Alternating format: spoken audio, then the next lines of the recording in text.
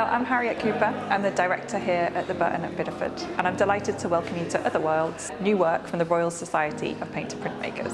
The Society is one of the world's most prestigious printmaking societies and has been founded in 1880. We're really delighted to bring together work by 52 of the artists in the Society in this exhibition, and it really shows different techniques and different inspirations that printmakers are working with today. In this film, we're going to introduce you to 3 of the printmakers in this exhibition, and they're going to be able to give you a bit of an insight into the approach they take to print and what's at core in their practice, which we hope you enjoy. Thank you for visiting.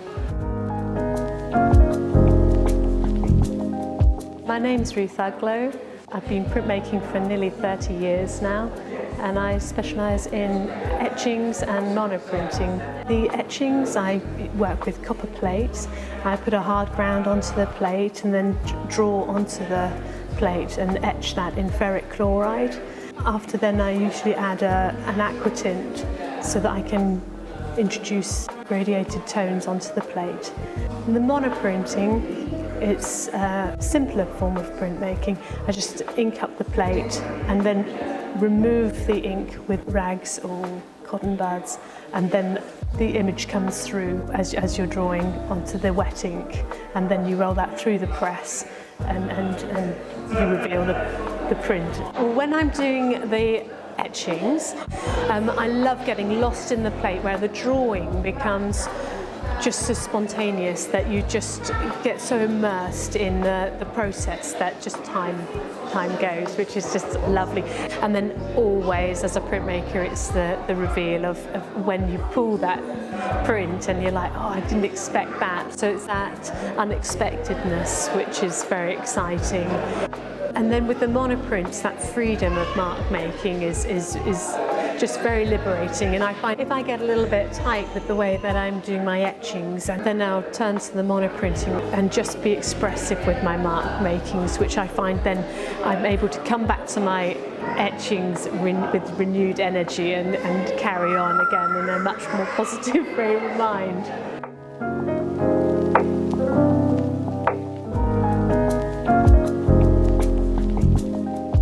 Hello, I'm Michelle Griffiths, and I'm the Vice President of the Royal Society of Painter Printmakers. In my career as a printmaker, I've used most of the main printmaking processes, but in recent years it's really focused on screen printing.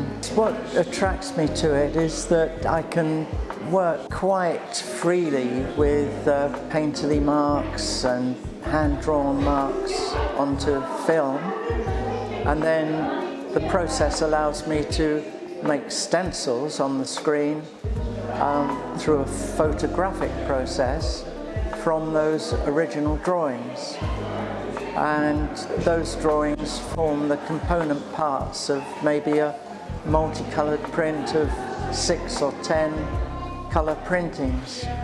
Because I'm a painter as well as a printmaker, one side of my practice can influence the other. They often are working alongside each other. I might do 2 days in the painting area, then move into the screen printing studio to do some printmaking. It's a sort of intuitive process that I'm not working to a preset design. I suppose the excitement is when it does work, that you get that thrill of resolution, the final revelation of what you've been searching for.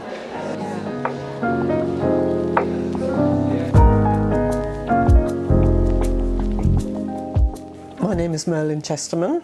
I'm a woodblock printmaker. Woodblock printmaking is very much like lino printing.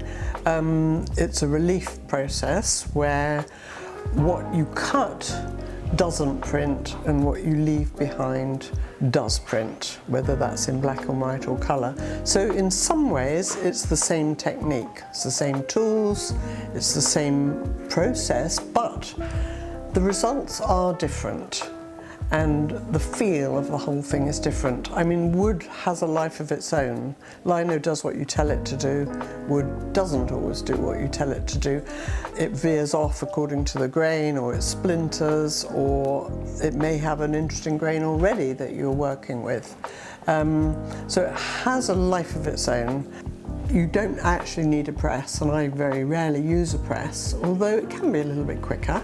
And you can buy any number of things. Some people always talk about a wooden spoon, but you can also buy what is called a baron, which is a traditional way of printing by hand, which has a number of ball bearings on the bottom. A friend of mine said, and it's always stuck in my mind, that it's the only thing that he knows where you get out more than you put in. And of course that's not always true at all, because I think we all have a failure rate. But you can get out more than you put in, and you never know until you print it.